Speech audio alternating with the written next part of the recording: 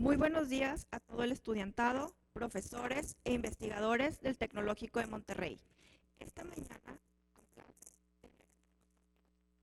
los profesores internacionales, por lo que me voy a permitir el idioma inglés y darle la bienvenida. Good morning. On behalf of Tecnológico de Monterrey, School of Medicine and Health Science, TechSalud, we are pleased to welcome you to this meet and greet session with one of our Faculty of Excellence members. Without further delay, I give the word to Dr. Marco Rito Palomares, Director of the Institute for Obesity Research, who will introduce our guest and will moderate the interview.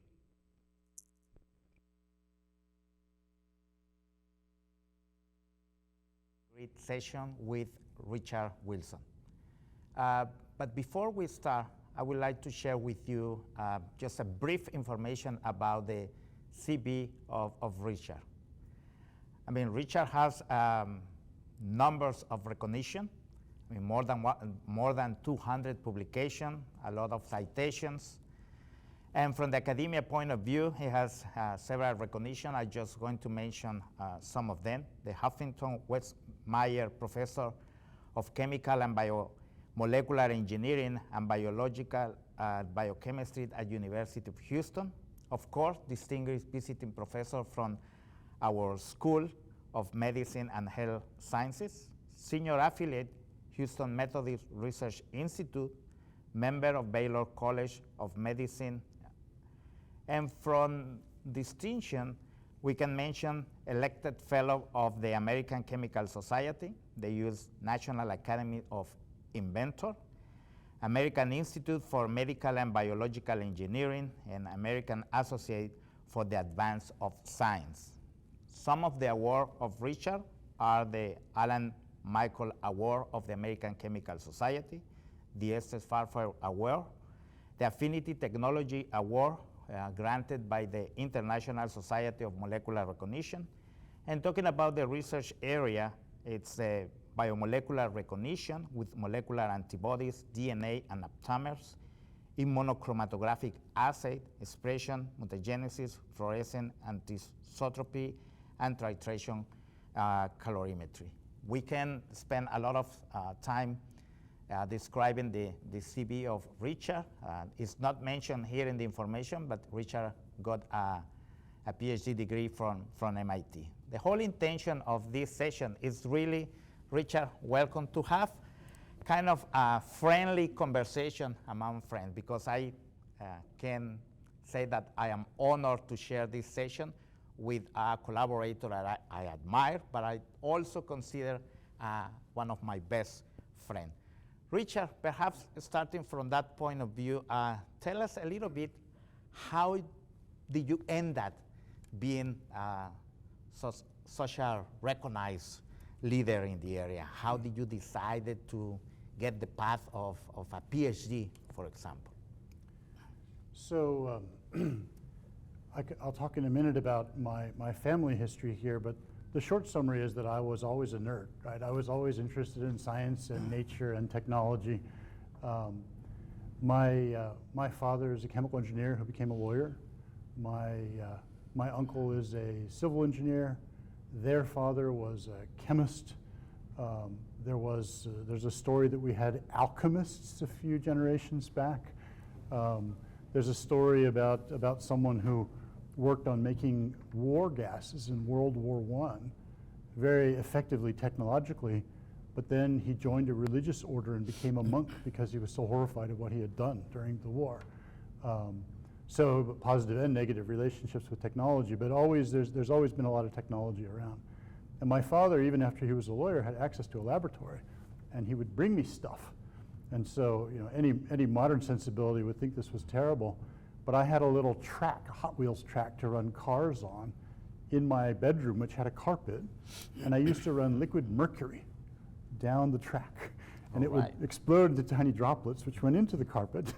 So I grew up with mercury vapors pretty much continuously, which may lend to my creativity, perhaps, or strange activities. But I was always excited about science and technology. And I thought I was going to become a physician. In high school, we had an excellent program that started very early in the morning. It was like 6:30 or 7 o'clock in the morning before the regular school, where we would go over to a different school in my area, and we would hear talks by physicians who would talk about the different disciplinary areas and such. And a friend of mine, who eventually became quite a distinguished trauma surgeon, actually, teaches advanced trauma life support classes around the world, won a thing called the Excalibur Award, which is a high award of the trauma surgeons. He would pick me up in the morning, and we volunteered. So we would see these classes, and I was very enamored of medicine, although I wasn't sure I could do it, and I was sure my friend could do it. And one of the reasons was that we would do sort of preparatory work for our high school biology classes, and one of the experiments was always on frogs which had been pithed, right? You destroy the brain stem so the frog doesn't feel any pain, and you could see the heart beating and things like this. And I couldn't do it. I couldn't bring myself to pith the frogs. My friend, the future surgeon, oh yeah, I'll do that. I'll do yours too. No problem. So I went off to Caltech, the California Institute of Technology, you know, another 100% science and technology kind of focused place. And I was exposed, first of all, to really high caliber research. I mean, Caltech has some undergraduates running around, but it's famous for its research. And I was exposed to a peer group that were all like me, right? And some of them were better than me, right? There was just super genius people running around. And the conversations were mostly about science and technology. And, you know, in retrospect, from a long perspective, I now see that as a little bit one-dimensional, but in terms of enriching your knowledge of science and technology and your interest in hearing about things, it was fabulous, like a big candy store, right? Some people went there and discovered that that was not for them. Yeah. I went there and discovered that was for me, and I took a lot of classes and, you know, did some good academic stuff. And critically, and I recommend this to everybody, undergraduate research, right? Actually get in and have a feeling for it, make some contribution. Now, my undergraduate research was on air quality. At that time, this would have been in the late 70s up until 1981 was my bachelor's. If you went to Los Angeles, you know, there's a mountain range just north of the Los Angeles basin, and you couldn't see it. I mean, in the summer, you couldn't see the San Gabriel Mountains that were 5 kilometers away and very tall because air quality was so terrible. And a lot of the problems were driven by emissions from cars. They've gotten a lot better. But another issue was that pollutants would sweep out over the sea, be cooked by the sun into new, worse pollutants, and then brought back. And this sort of flow of air sloshing back and forth, driven by the cycles of the sun and the night, you know, heating and cooling, was quite interesting. And my undergraduate research advisor had an excellent tracer study where he could release tiny quantities of a tracer and watch it go over, you know, tens, hundreds of kilometers back and forth. So I was an undergraduate, and one of my first things was just to be the guy who went around and took samples of the air, you know, in lots of places. But one day, it turned out we needed to take a sample of the air after it had gone out over the ocean. And the place to do that was an oil platform. And so I hopped on a boat and went out to the oil platform, which is a fascinating place, you know, wonderful food 6 times a day, lots of activity, et cetera, et cetera. And I did my samples, you know, I was pretty tired of staying up taking samples all the time. And then I heard, at that point, one of the most exciting things I had ever heard in my life, Mr. Wilson, your helicopter is ready. Wow. I don't know, I was maybe 16, 17. You were undergrad student. Yeah. I was a teenager, right? Wow. And I hopped in my helicopter, which had come for me, and took me back to Los Angeles, right? So I thought, oh, the research thing has many interesting aspects. So I had formed a very young family as an undergraduate, and my life was a little chaotic in some ways. And I stayed and did a master's at Caltech, which was unusual. They wouldn't usually let people do that. And I continued with my undergraduate research advisor. And so this guy, I mean, I liked him dearly. He was a wonderful mentor to me, Frederick Scher. Really took very good care of undergraduates in general and his research people in particular. I did other things in the lab with him. But for my master's, there was a controversy about air quality in Telluride, Colorado, a beautiful ski resort in the Colorado Mountains. I was raised in Colorado. And people were burning wood. It's a narrow box canyon, strong temperature inversions. And you know, you go to beautiful mountains, you want to see nice clear air, you can see the trees in the mountains. You couldn't. I mean, it was surprisingly bad air quality. So my master's was on air quality in Telluride, Colorado during ski season, okay? So again, this research thing, there are some pretty good aspects to that. You know, where can you stay in Telluride during ski season? A condominium with a hot tub, right? Okay, fine, I'll stay there, right, if you force me. So there were some sort of practical, tangible benefits. But I also at the time had been taking a lot of biology classes. I was really fortunate with the people I got classes from. I took a lot of classes while I was an undergraduate.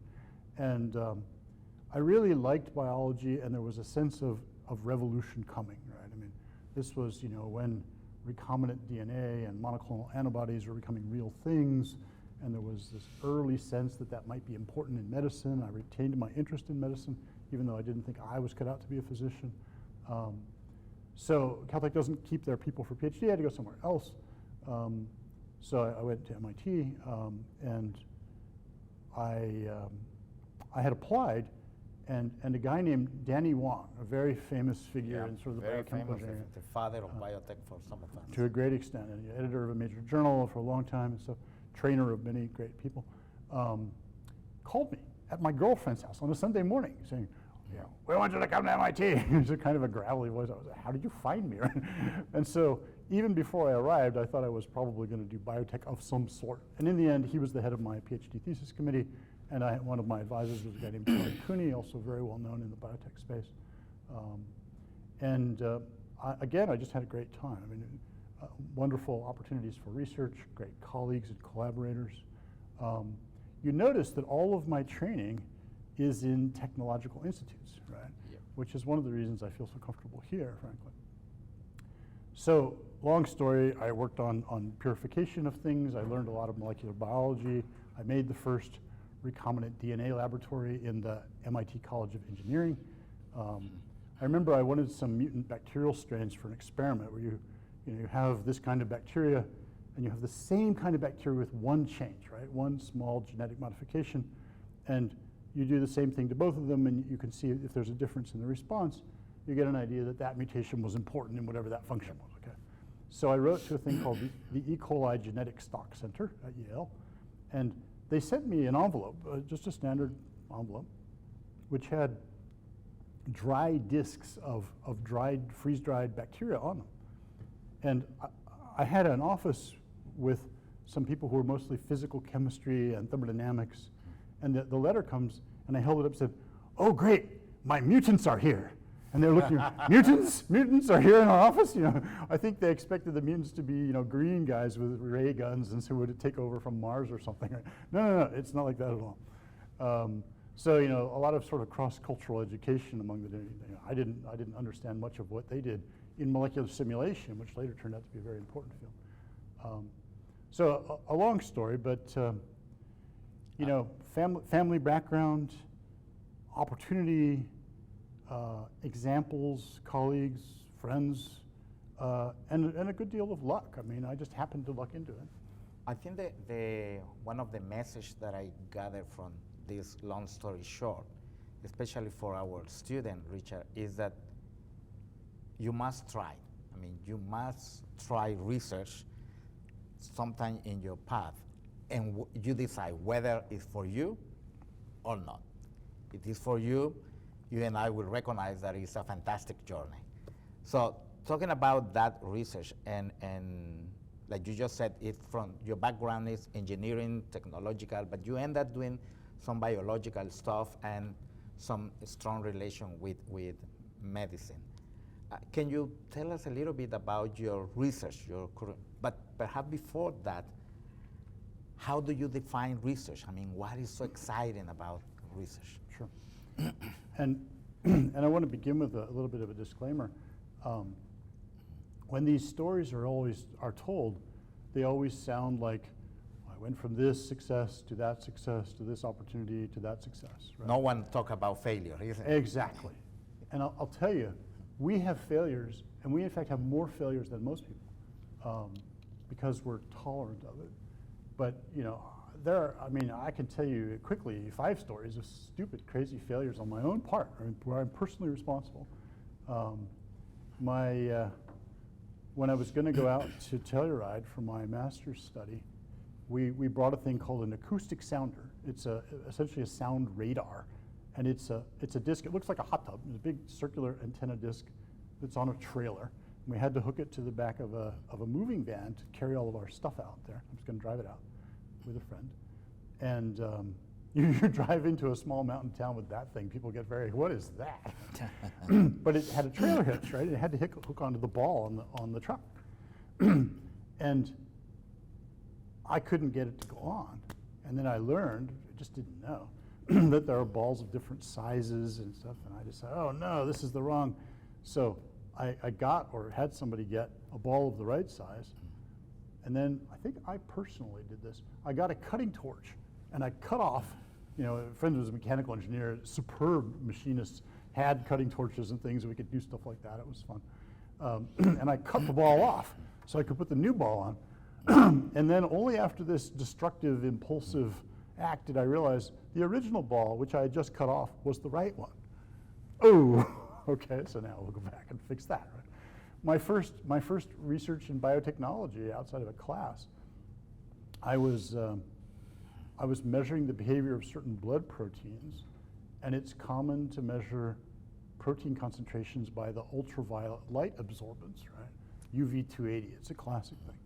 And so we had a UV vis spectrophotometer, ultraviolet visible spectrophotometer, measures light intensity and over a long range of wavelengths. And I turn it on and start making measurements. Well, it turns out that on that particular machine, you have to turn on 2 switches if you want to use the ultraviolet part. So I only turned on the visible part and then spent a day and a half making measurements in a machine that was not actually emitting any of the light that was needed for the measurements I was trying to make, and got extremely interesting results, right? Oh, this is fascinating. Complete fictional, absolutely wrong, right? And I was mortified, right? Some of my undergraduate research, similar pratfalls and disasters. And so I think we have a reputation for doing innovative stuff, but that's because we do a lot of things, some of which are pretty crazy. I remind you of the Mercury story. And a lot of them just don't work out, but we move on, right? So my first sort of, if you want me to give me lessons or ideas, is don't be defeated by your first failures, right? You will certainly have them. And if you're not failing, you're not playing aggressively enough, not trying things. So research, I'm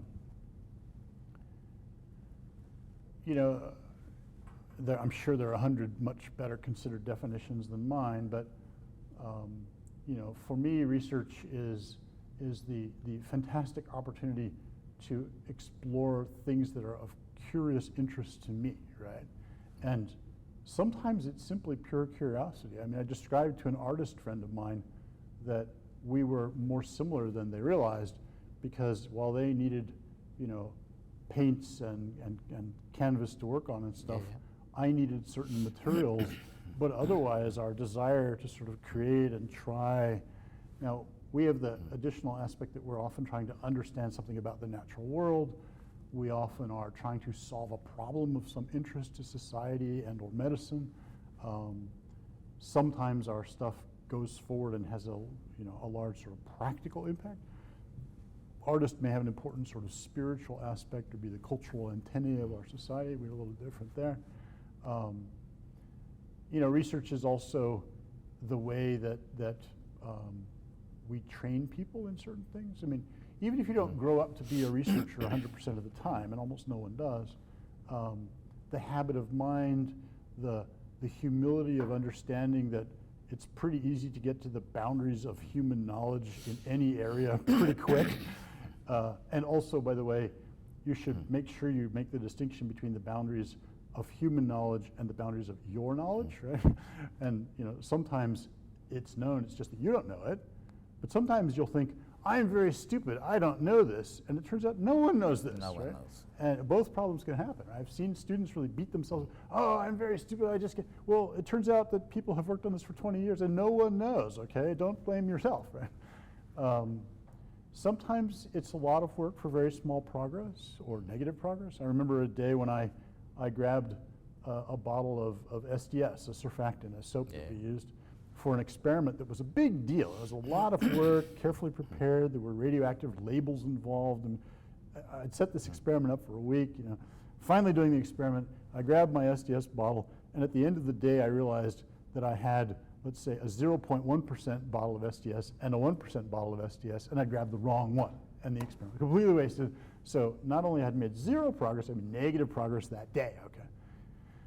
All right, well, we get set up again, we go and do it again, right? There's a famous book called Aerosmith about people who are so interested in their research, they enjoy it so much that they just accept the normal failures and setbacks as part of the deal. That's I think that's the important message. You have to enjoy research. And the definition, or the several definitions that you mentioned, I think all of them apply to research. And I don't know, we have perhaps learned to evaluate research through the number of papers, the number of PhD students that you train, the amount of money that you can secure to do research.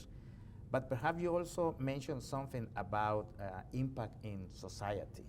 A super important point. Okay, and particularly perhaps with the medicine point of view, Exactly. it's kind of addressing the right question. On that sense, Richard, can you tell us a little bit about the current project that you are involved here with us at Tecnológico de Monterrey? Sure. And let me begin by endorsing what you said. I mean, we sometimes do fairly fundamental scientific investigations, but we're mostly engineers. And the distinction in many cases is that engineers are mainly interested in solving the problem. There's some problem that affects humanity, and you can do something better, or do something cheaper, or make something available to more people, or prevent disease, or identify disease early and in time to treat it, et cetera, right? The real specific problem. And a thing that it took me a long time to learn was this kind of issue of problem identification. You know, we've done some stuff I'm really proud of. You know, my lab, as a spin-off, made the most sensitive lateral flow test for COVID, and at one point, and also the second most sensitive lateral flow test for COVID. And you know, there was a clear problem there. We need better diagnostics for COVID. Okay, fine.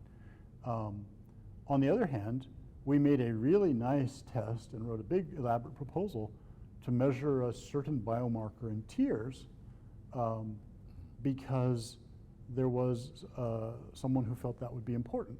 But it turned out that no one else in the medical community thought that was important, right? So there we were sort of misled.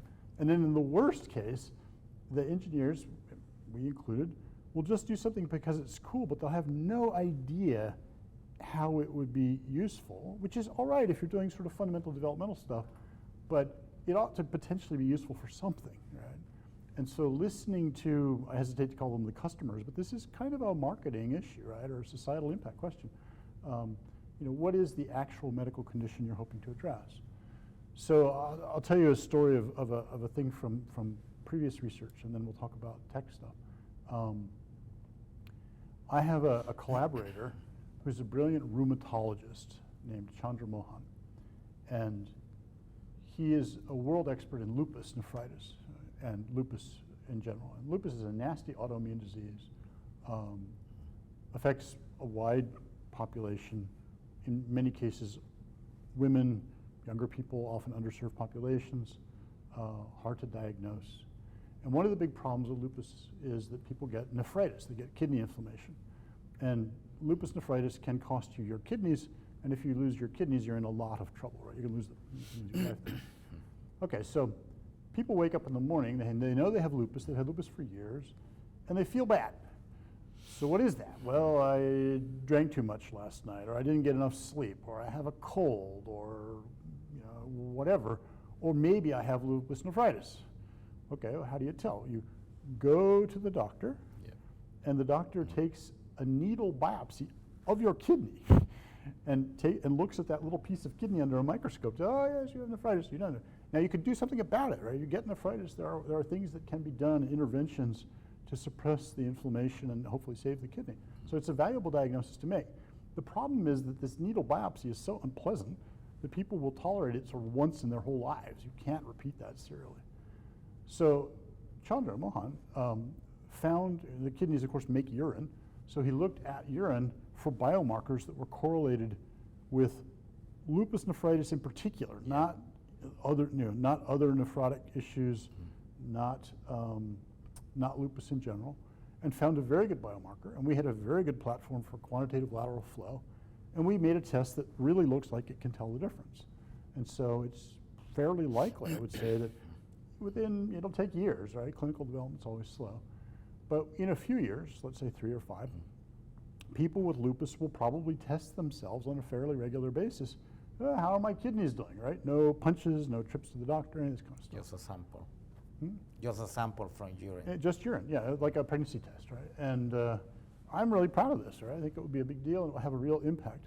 But notice that while we were working on our new platform for lateral flow, we had no idea what it would be most useful for. And so really vitally important to listen to the clinicians and understand what the real need is. So here,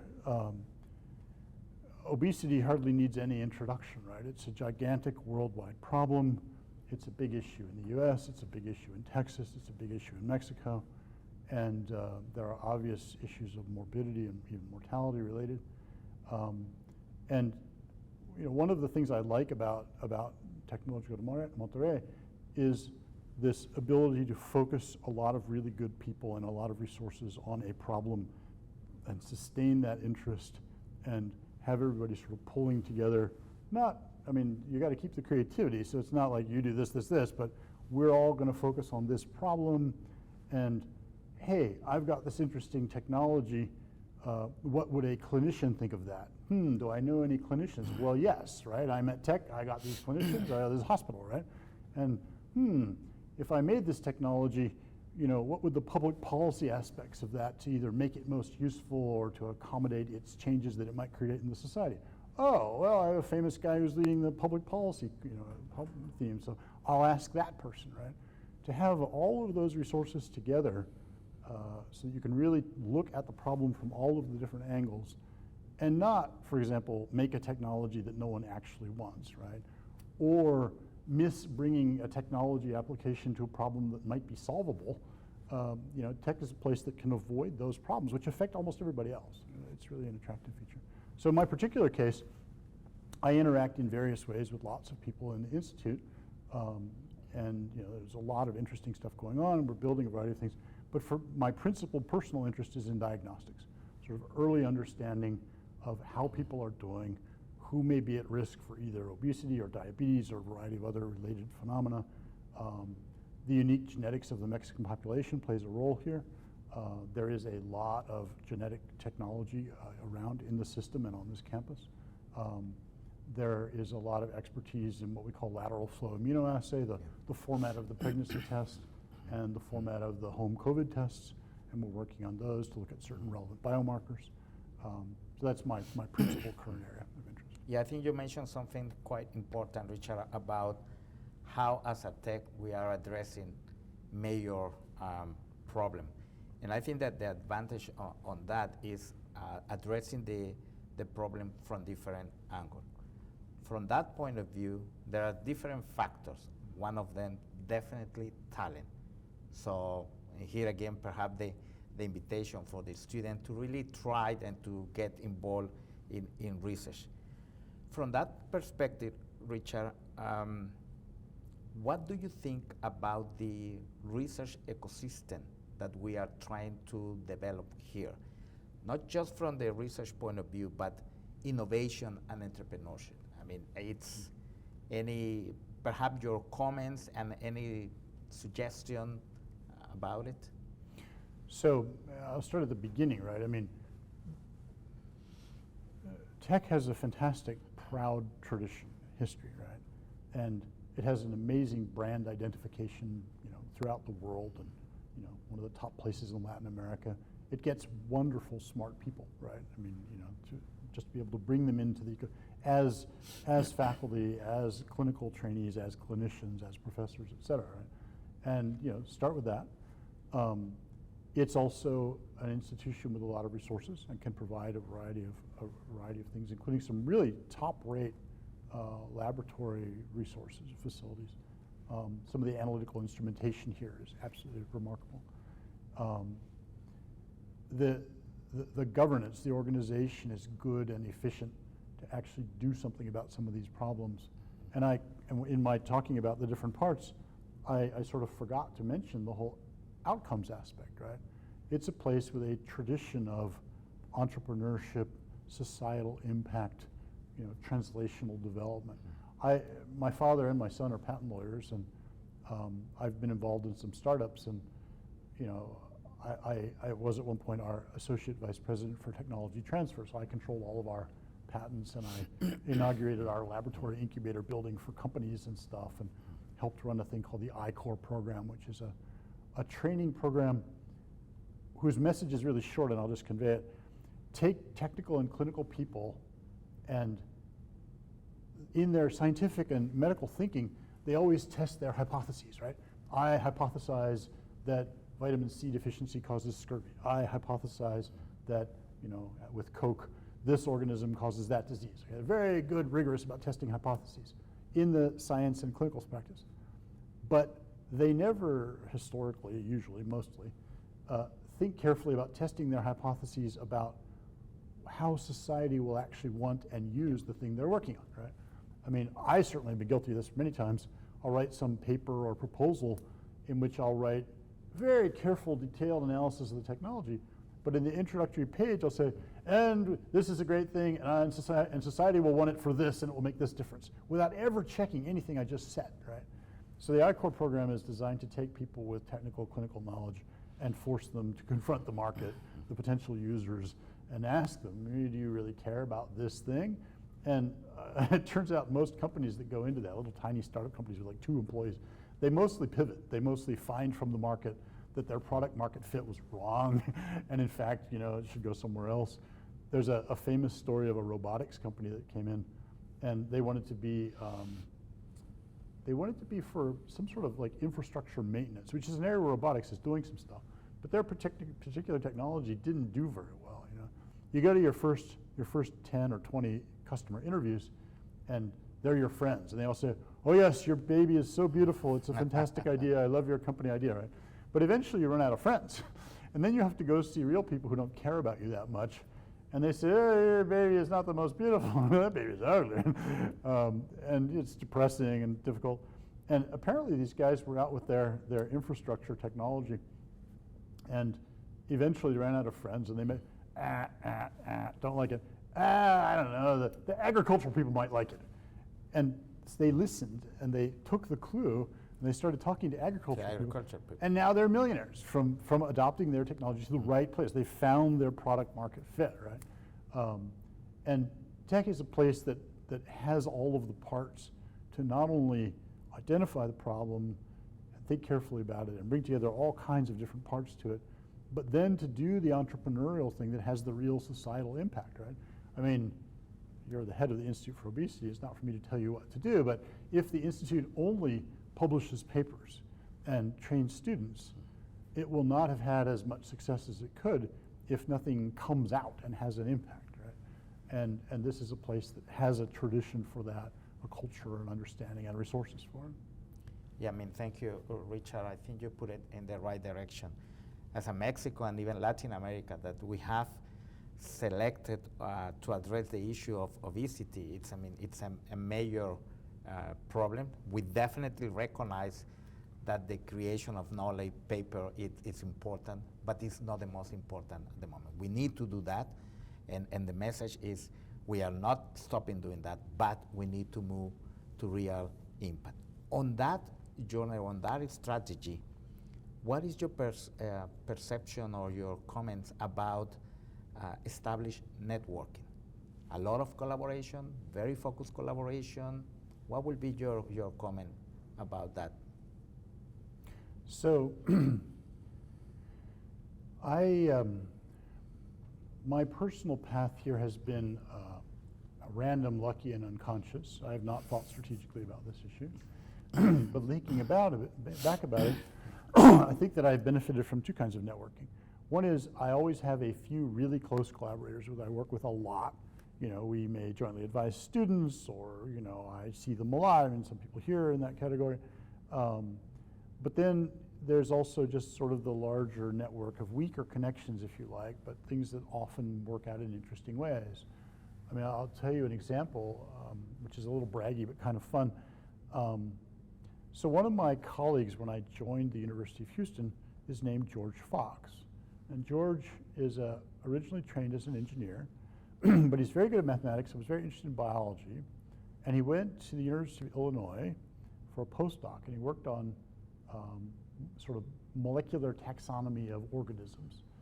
And his advisor was a guy named Woese, and Woese and Fox discovered the archaeobacteria, 1/3 of all living things, okay, because George had the perspective to look at nucleic acid patterns, and he's a brilliant guy, he's a very excellent bridge player, has the mind that can sort of see these patterns. So the original papers describing, you know, the third branch of life are Woese and Fox and Woese in journals like Proceedings, National Academy of Sciences and stuff. So George and I inherited a collaboration with George from my predecessor in my current job, and George and I were good partners in many ways. And one of the things that we worked on was the use of nucleic acid sequences to identify microorganisms, and in particular in the spacecraft environment. Why that? Well, I'm in Houston. Johnson Space Center is this NASA center that worries about keeping the astronauts alive, and they're going to send people to Mars. It's going to take 1,000 days. There will be no resupply. You got to do everything internally. And so, you know, when something starts eating the instruments or eating one of the astronauts' head, you know, you really want to have some identification of what that is. And nucleic acids are a great general way of identifying them. Fine. Well, sample prep, an underappreciated area. You know, how do you take the thing off of the astronaut's head or off the instrument panel and turn that into nucleic acids you can do assays on? Well, the old way would have been phenol chloroform, very effective for purifying DNA. But, you know, phenol floating around as a droplet in microgravity in the spacecraft is a very frightening image because it'll destroy your flesh if it touches you, right? So we're not going to do that. So there was this need for new ways of purifying nucleic acids. And so I and a couple of very good students developed some new techniques and published them and stuff. And there was additional interest because plasmid DNA vaccines as a new category of gene therapy and vaccination was sort of coming up. Merck had an HIV vaccine candidate that was very interesting. Well, two things happened. So we published these papers and we were sort of proud of them. New innovative stuff. Two things happened. One is the Merck HIV candidate failed, went away, and NASA decided it wasn't going to Mars soon, it was going to work on other things as the space station and the moon and stuff. No 1,000-day mission, so no need for all this spacecraft. Okay. So that sort of went quiet, right? Maybe around, I don't know, 2005 or 7 or something like that. Well then, through weak connections, the larger number of weak connections, and I just recommend, you know, remember the people you've met, remember the technical things you've seen, they always seem to turn out to be useful later.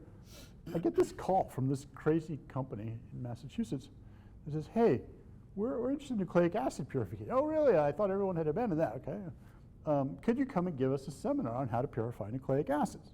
Okay, sure. You know, I got some old slides. I put some things together. And I go out.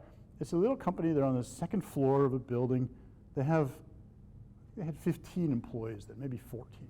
So I later said I would have been employee, I think 15 if they'd given me a badge or something. And I sit and I give my seminar on how to purify nucleic acids with an emphasis on RNA. Well, nobody purifies RNA. It's wildly unstable and hard to make, right? There's no industrial market for RNA whatsoever. Well, you can probably guess where this goes. The company turned out to be Moderna, right? And so, you know, a couple of people in my little audience that day are billionaires now, and it kind of took off, right? So I ended up on the founding member of the technical advisory board of what turned out to be Moderna. My primary close connection with George sort of got me into this area and pointed out interesting problems and some needs, and then my weak connection to the people who ended up starting Moderna sort of drew me in, and I had this stored up, and I want to emphasize this, you store up things you know how to do, and if you keep at this for a while, it's surprising how often the thing turns out to be useful later, right? You know, I know a lot about luciferases for no apparent reason, and after a gap of 20 years, we're using luciferase enzymes to make light again, right? It all just goes into the tool bag. And similarly, you know, all of your connections and your experiences, don't make enemies, right?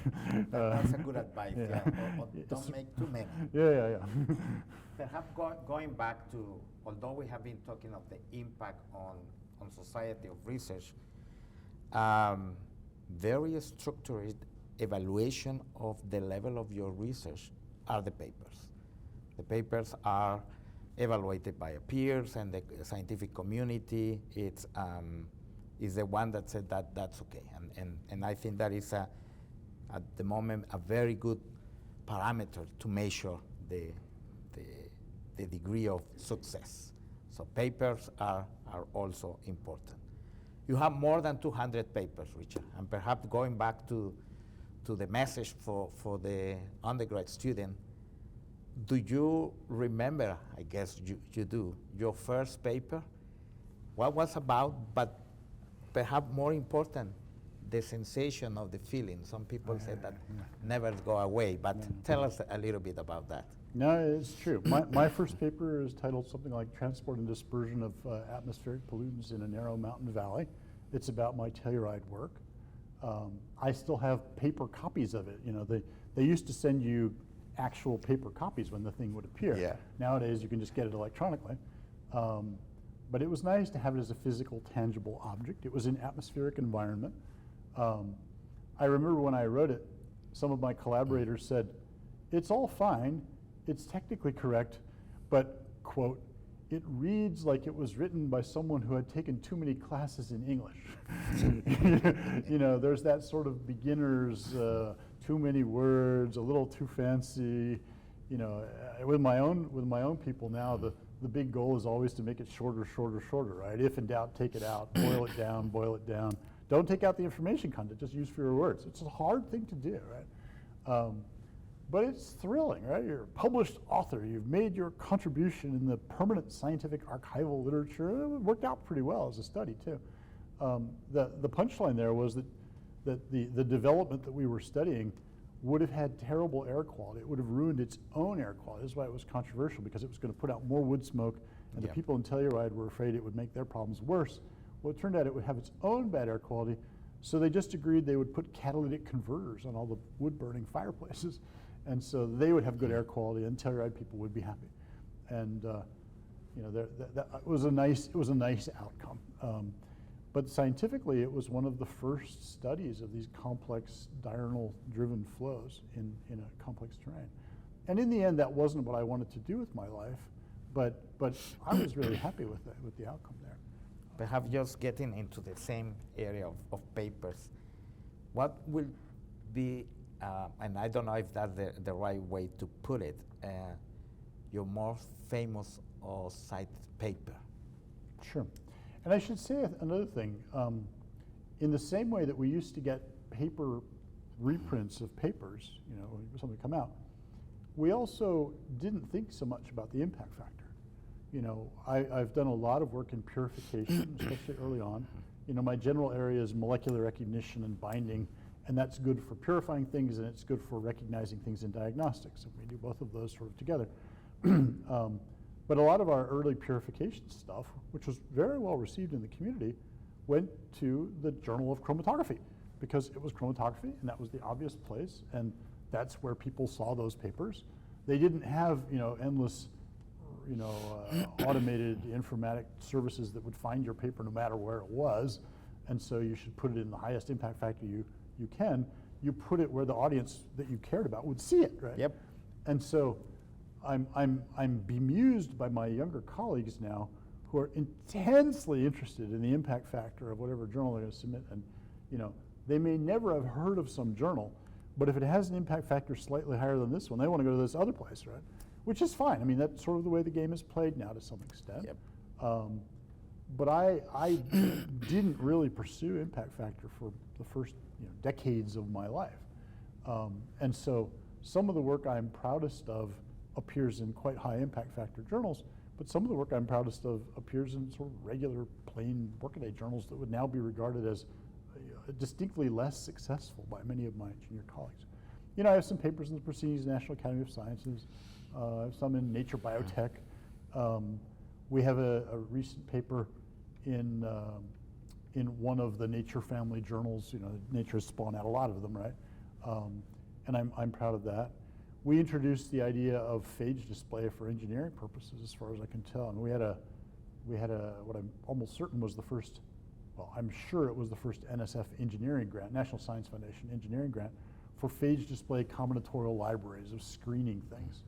And when I presented some of that work at a thing called the Recovery Conference that we know about, which relates to purification, they were very skeptical as to whether this belonged there at all, right?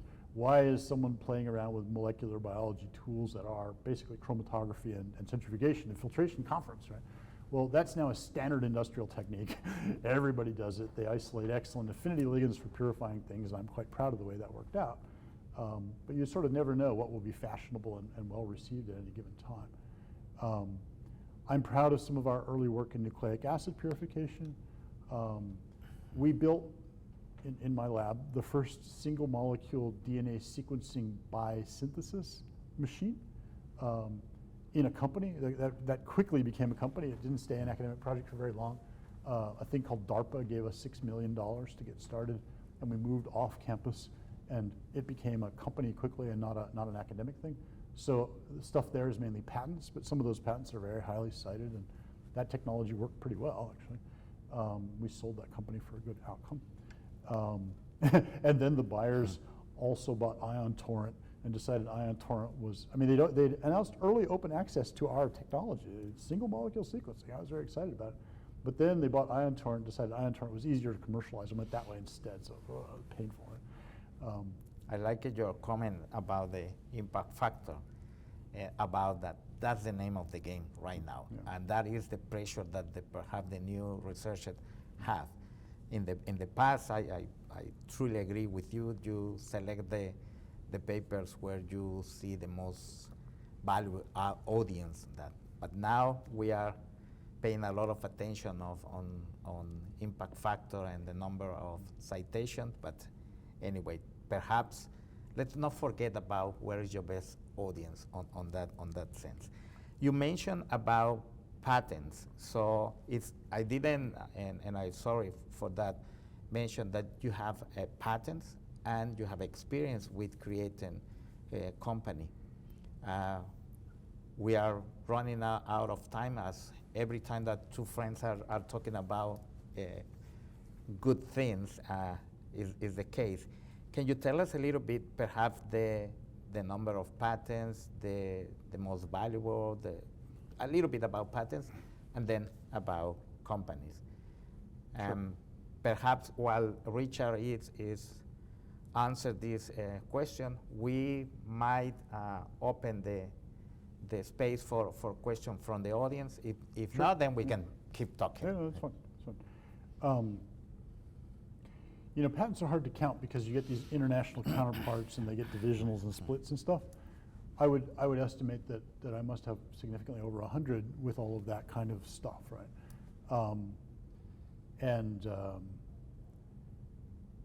In terms of simple economic value, a thing I did as a side, technology advances, right? Yep. And one technology that advanced was infrared thermography. And I was looking at libraries. I was doing this phage display combinatorial library stuff, and I was thinking about libraries of small molecules and how you would screen that. And imaging, you need to create diversity, and then you need imaging. And I did some enzyme activity screening by imaging polarimetry, and that was in a patent disclosure.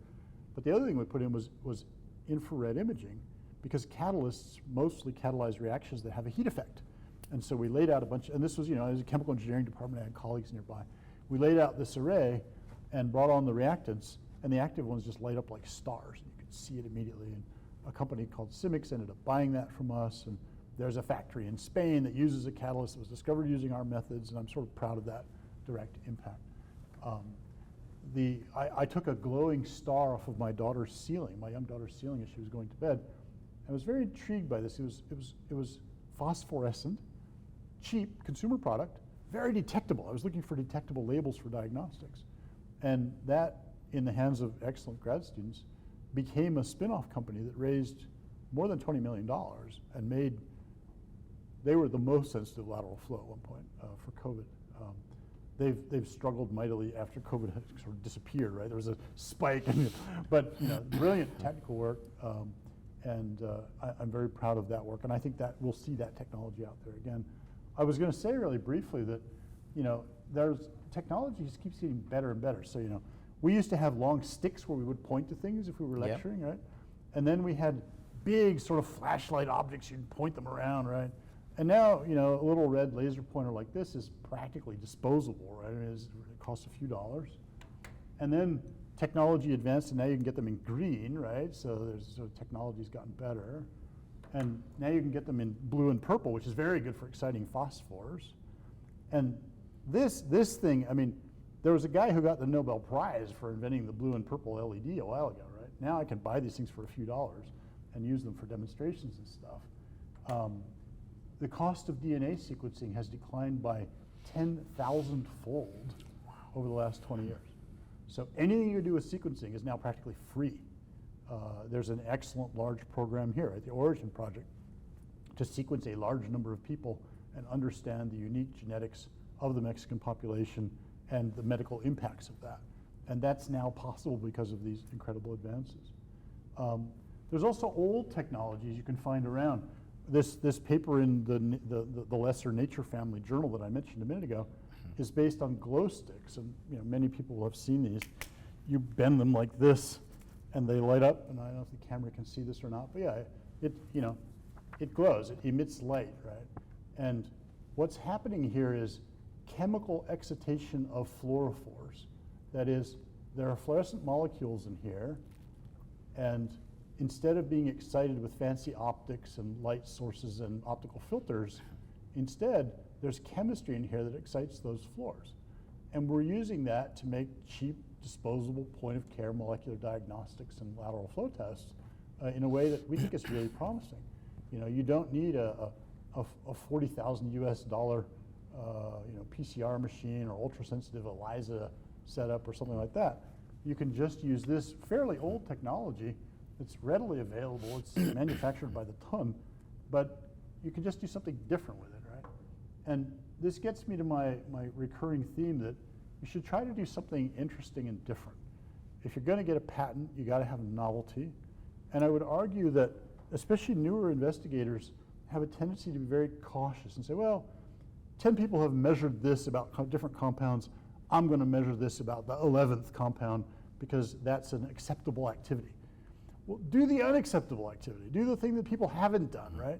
Recognize that half or 3/4 are going to fail, but the ones that and do it cheap and quick and safely, right? And try to start with 20 ideas and pick 3, rather than having an idea and just doing that. That will get you patents, but also to get you published, right?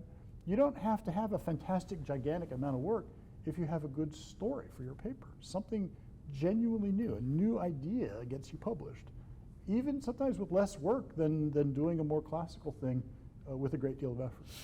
I'm a big fan of that. Thank you, Richard. We are nearly approaching to the end, but I don't want to end without having your comment or perception about I know it's a very general question, but perhaps I will try to narrow it. The future of research, the future of biomedical research, the future of the medical research. I mean, invention, creation, discovery. Yeah. So I think it's increasingly clear that for medicine to be most effective and also to be most accessible to the largest possible population, right? I mean, I live in an environment of privilege where I can have fantastic medical care, right? But around the earth, there are a lot of people who can't come close to having the kind of medical care that I can get routinely. And some of that is health systems and governance and policy, et cetera, but some of that is just the cost of doing things. And technology is going to make medicine better. It's going to make it more predictive and more efficient, where it catches things early when they can be dealt with more easily, like my nephritis story, right? You catch nephritis early, you can treat it and prevent the kidney loss. The alternative is kidney transplant and dialysis and death, right? And I would recommend, and it's sort of hardly my role to do this, but I do interact a lot with clinicians.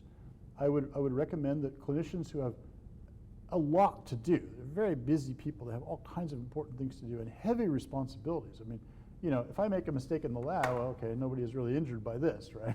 If clinicians make a mistake, it's a much higher consequence, and I respect that. But I think that technology is going to be a great friend to medicine. You know, the genomics stuff, I mean, you reduce the cost by 10,000-fold, you can see a time where everyone in the country could get sequenced at birth, and you could identify predispositions. That's a real possibility. Monoclonal antibodies, there are fantastic therapies by monoclonals for, you know, potentially even Alzheimer's disease now, a lot of infectious diseases, several of the cancer drugs are pretty effective, et cetera, you know. Rheumatoid arthritis that used to make witches, right? I mean, the old lady with the creepy hands like this was not really evil, she just had rheumatoid arthritis in some cases, right? It was scary. Well, we have ways of dealing with that now, and the price of those drugs is going down and down. So my neighbors at Texas A&M have started what they call the NMed program, which is engineering and medicine. And I think they are recognizing a true thing, which is that the impact of technology on medicine will be very large, and I urge the two communities to talk and pay attention to each other. Fantastic, Richard. I don't know if you would like to make a comment, an additional message that we have already been talking. So I think we have a very good thing here. Right. I really was quite serious about tech being a rather unique place, which has the people, the resources, the will, the institutional cleverness, the discipline to focus on a relatively small number of things, but apply all the right resources to those problems and to pick big, important problems to work on. You really are doing very well here. Richard, really, thank you very much. As always, it's a great pleasure to have this conversation in different arenas. As I said from the beginning, to me and to us, it's an honor to have you here, not just as a collaborator, but as a friend of Tec de Monterrey. I know that this conversation could go on for a long time, but I will perhaps now make a stop. And with this, we would like to conclude this session of Meet and Greet. Thanks again to Richard Wilson on behalf of Tecnológico de Monterrey, School of Medicine and Health Sciences, Tech Salud. We also thank the audience for the interest, for attending this session. And again, Richard, thank you for sharing your expertise in so an open manner. So thank you very much, and stay tuned.